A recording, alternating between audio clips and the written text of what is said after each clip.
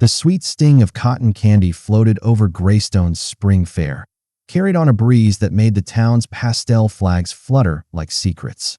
Laughter echoed from carousel rides and prize booths, where parents spent easily and children ran wild without worry. No one noticed the girl with the trash bag. Leila Brooks, 10 years old, walked the fairgrounds like she wasn't supposed to exist.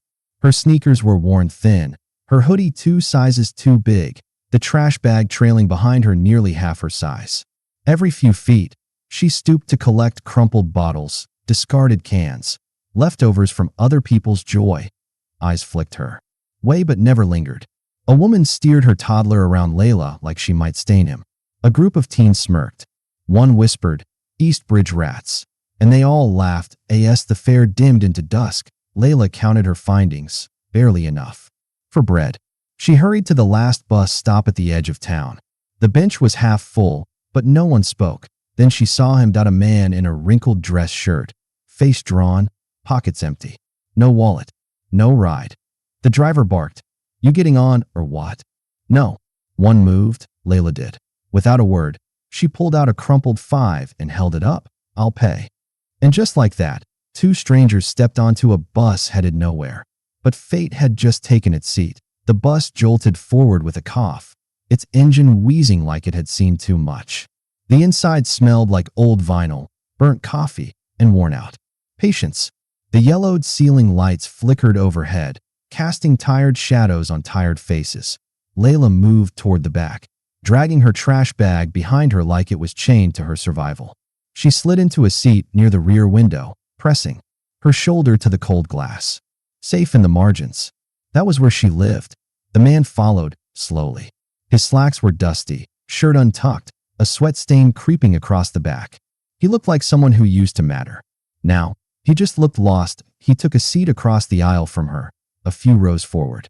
His eyes scanned the floor like he might find himself in the grime. The driver, stocky, white, with a patchy beard and badge that hung lower than his respect, kept glancing at them through the mirror. A smirk played on his lips. "Figures," he muttered, low but not low enough. The passengers pretended not to hear, pretended not to see. A woman pulled her handbag closer. A man in a construction vest stared out the window like it was a movie and he was not part of it. The message was clear. They were not welcome. Together or apart, Leila watched the man from the corner of her eye. He sat stiff, like someone holding his breath inside a world he did not recognize. She waited a beat. Then she said it. "You did not have any money." It was not a question, just a truth dropped into the stale air between them. The man looked up, startled. His eyes were pale blue, bloodshot at the corners. He blinked, took her in. "No," he said. His voice was hoarse, cracked like a window that had just shattered. "Not anymore." Leila nodded slowly, her chin lifting just a touch. "You look like you used to." His eyes drifted down to his shirt, to the expensive watch on his wrist, scratched but still real. He gave a dry laugh. "Not cruel, not arrogant, just tired." "Somebody robbed you?" she asked. "Yeah," he said, rubbing his face with both hands. "I was not paying attention. I got careless." Leila shifted in her seat, bag crinkling beside her. "Happens," she said flatly. The bus rolled over a pothole. The driver did not slow down. The passengers did not move. For a long moment, the only sound was the engine's grumble and the soft rattle of bottles inside Leila's bag. Then he asked, "Why did you do it?" She looked at him, right at him this time. Her eyes were dark, clear, and sharper than they should have been at 10. "Ain't nobody else going to do it," she said. The man leaned back in his seat, as if the weight of that answer pressed against his chest harder than anything else today. "You figured I needed help?" "No," she replied. "I figured you knew what it felt like." His brow furrowed. To be invisible. That landed. He swallowed hard, eyes flicking away. For the rest of the ride, they did not speak. But they kept stealing glances, curious, cautious, like two people staring at the same mirror from opposite sides. When the bus hissed to a stop and the driver barked, next, nobody moved. Nobody offered a smile.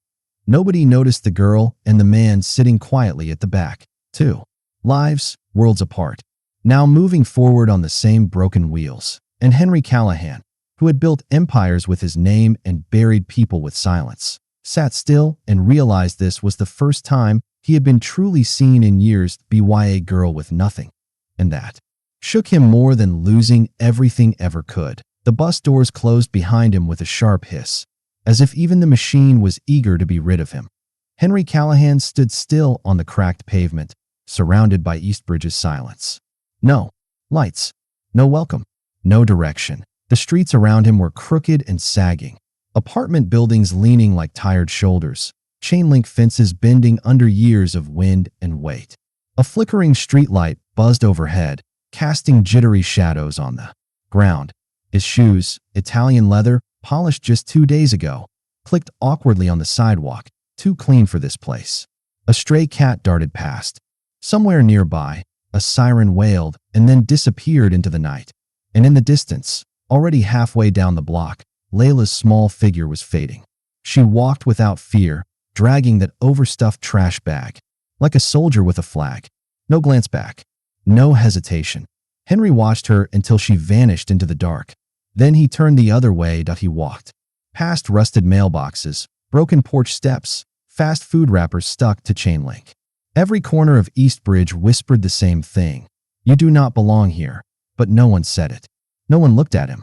No one cared. He passed a man sitting on a stoop, staring blankly into space, a bottle cradled in his hands. A woman pulled a child inside as he neared, locking the door behind her. A teenager leaned against a wall, hood up, expression unreadable. Henry did not know what to do with that.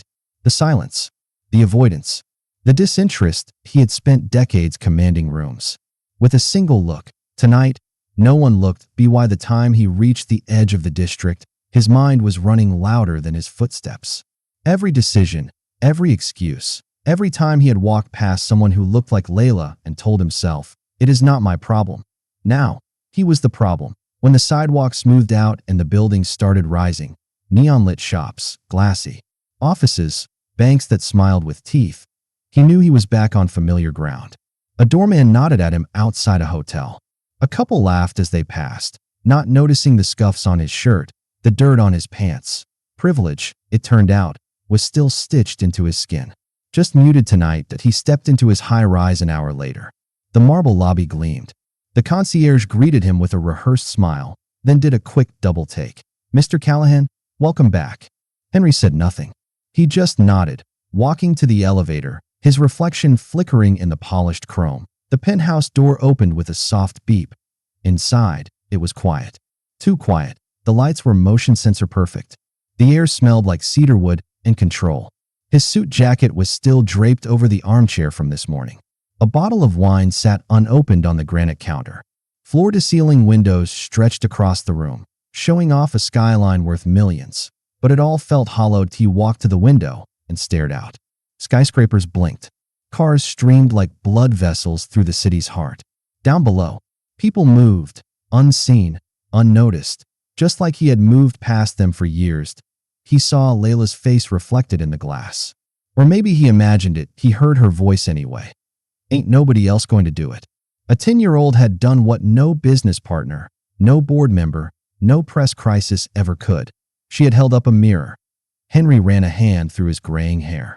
His shoulders slumped, not from age, but from the unfamiliar weight of clarity. She had nothing, and still gave. He had everything, and gave nothing. And for the first time, he wondered. The morning air was thick with the smell of engine oil, old bread, and something bitter that always hung in Eastbridge. Leila was back on the sidewalk. Same trash bag, same quiet steps.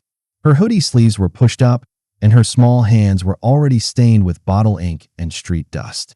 Asterisk, asterisk, she bent down near a broken fence and pulled 2 cans from the weeds. Her face was focused, no fear, no hope, just work. Behind her, a sleek black car rolled to a stop. The door opened, and polished shoes stepped out onto cracked pavement. Henry Callahan stood tall, but his coat was looser today, like he was trying to breathe. Leila froze, turning slowly. Her eyes narrowed. "What are you doing here?" she asked, sharp and suspicious. Henry took 1 step forward. His voice was calm, almost careful. "I came to talk to you." She shook her head. "I don't talk to strangers twice." "I'm not a stranger," he said gently. Leila's grip tightened on the trash bag. I don't trust suits. Or shiny shoes. You want something? Henry blinked. No, she stared at him hard. Yeah? Then what do you want? He paused. I want to listen. That threw her. Just a little. Leila crossed her arms, trash bag still clenched in one hand. You rich folks show up, say pretty things, then disappear. My mama told me, don't believe in help unless it comes with strings. Henry nodded. She sounds smart. She was, Leila said. Before she left, silence settled for a beat too long. She looked away first. You don't get it, she muttered. People like me, people from here, we don't get kindness. Not unless it's fake. Ain't nobody that good. Henry stepped forward, his voice lower now, almost a whisper. You're right. Leila's eyes snapped back to his. She wasn't expecting that. I walked by kids like you for years, he said. I saw, but I didn't see. I told myself it wasn't my problem. I told myself I had bigger things to worry about. He shook his head slowly. I was wrong. Leila watched him carefully. Still guarded. Still holding tight to her armor. I lost everything last night, he continued. But it wasn't the money that hurt. It was how fast I became invisible. How easy it was for people to look past me. He paused. But you didn't. Leila didn't answer. She didn't have to. Henry stepped closer again. One more step, and he was right in front of her. I can't fix the world, Leila, he said. Softly. But I can start here. Then he did something she did not expect. He opened his arms and pulled her in. It wasn't perfect. His arms were too stiff. Her body was tense. Her hands curled into small fists against his chest. For a second, she looked like she might bolt, but she didn't. She stayed. He held her. Carefully, gently, like something fragile he didn't want to break. I'm sorry, he whispered into her hair. I'm sorry for the way this world treats you. I'm sorry I was part of that. Leila didn't cry, but something shifted.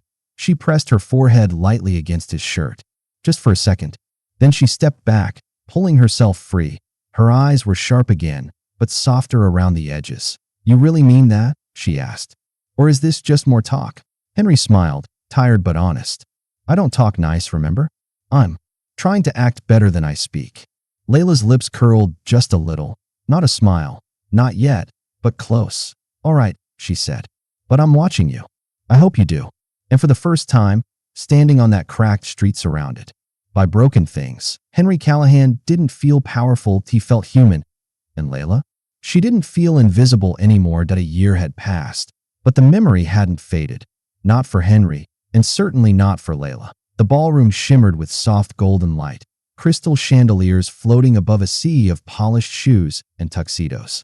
Gentle music filled the space, and servers moved with practiced grace, balancing trays of champagne and compliments. The banner behind the stage read, Bright Horizon Foundation, Annual Benefit Gala, a name freshly born, but born out of truth, Henry.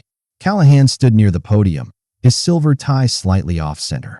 On most nights, someone would have fixed it before he took the stage. Tonight, he didn't mind. His eyes scanned the crowd. Donors, business partners, reporters, a few politicians trying not to look like politicians. And in the front row, sitting, tall in a navy blue dress, was Leila. She looked different. Not because of the clothes, though they fit. Not because her curls were tied neatly back, or because she no longer carried a trash bag. It was her eyes, still sharp, still guarded, but brighter now, stronger. Her gaze locked on him, unblinking. Testing him, the crowd settled. Henry stepped to the mic, cleared his throat once, then spoke.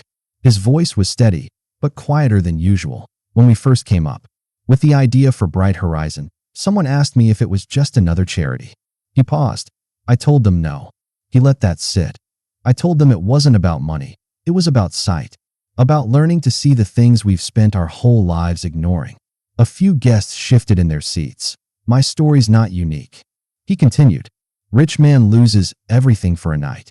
Gets humbled. Rebuilds. Some polite laughter. He didn't smile. But that's not the story that matters. That's not the one that changed me. He turned slightly toward the front row. It was a 10-year-old girl from Eastbridge who changed me. She had nothing, not even enough for herself, but she paid for my bus fare when no one else would. Some guests sat up straighter. A few recognized the news story. The CEO stranded in the wrong neighborhood.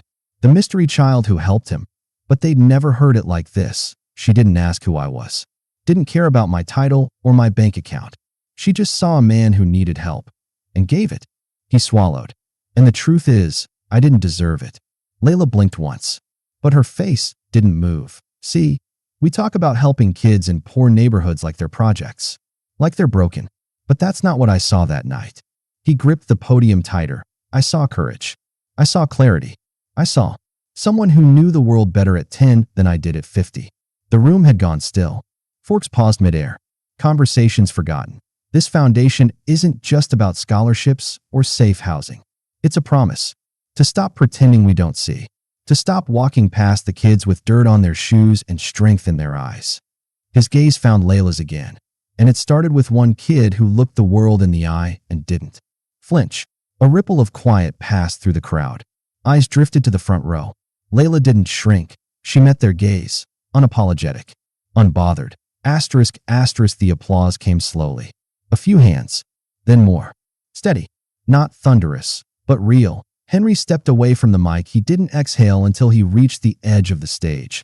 Later, after the photos, the handshakes, the pats on the back from men who still didn't understand the full weight of what he had said. He found her.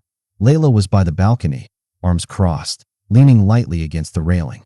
The city lights stretched behind her like a dream still far away. You didn't run, he said softly. She glanced at him. Hard to run in new shoes, she replied, tilting one foot. Besides, they had pancakes.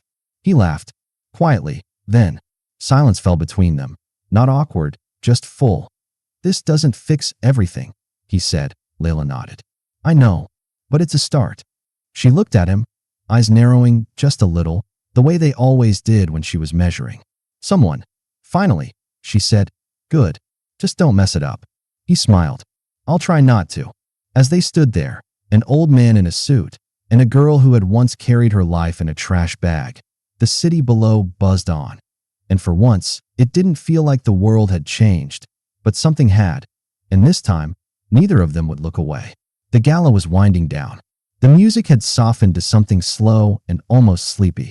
Guests lingered by the dessert table, clutching coffee cups and compliments. Their laughter quieter now, more measured. But Henry wasn't in the ballroom anymore. He stepped out onto the balcony, the cool night air brushing past him like a reminder of everything real. The city stretched beyond the glass railing, lights blinking like distant stars, streets humming with cars and sirens, always moving, always going. And there she was. Leila stood alone near the edge, arms folded across her chest, her back straight, her chin lifted. She didn't turn when she heard him. She already knew.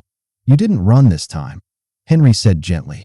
Leila smirked without looking at him. Hard to run in new shoes. He laughed under his breath, stepping beside her. They look good on you. She shrugged. They're tight, but I'll grow into them. Silence settled between them. Not heavy, not uncomfortable, just quiet. The kind that didn't need to be filled. Below, headlights drifted past empty intersections. Music from the ballroom floated faintly behind them, muffled by the thick glass doors. Leila finally turned her head, eyes scanning the city. This, she said slowly, doesn't fix everything. Henry nodded. I know. She looked up at him. It won't save every kid in Eastbridge. No, he said, voice steady. But maybe it'll make people start seeing them. Leila narrowed her eyes slightly, testing him. Seeing's easy. Doing something, that's different. I'm trying, he replied. I won't pretend to have all the answers. But I'll keep showing up. That much I can promise. She didn't smile. Not really. But her shoulders softened. The steel in her voice eased, just a little. You're not who I thought you were, she admitted. Henry chuckled. Good or bad? Both, she said honestly. But mostly different. He looked out over the city again, hands in his pockets. I used to think success was about staying above it all. Clean hands, clean shoes. But now, he paused, searching for the right words. I think the real work's in the mud, in the mess, in the parts nobody wants to look at. Leila gave a small nod, as if she understood more than she let on. Maybe she did. People like you don't usually change, she said. Not for real. Henry glanced at her. You think I haven't? She didn't answer right away. Then finally, I think you're trying. And that matters more than I thought. It would. They stood side by side, the wind tugging gently at her curls, at his tie. The sounds of the city whispered around them. Not everything was healed. Not every story had a perfect ending, but something had shifted, not in the world that I in them. And maybe that was enough for now. Leila straightened her back, glancing once more toward the ballroom. Come on, old man, she said.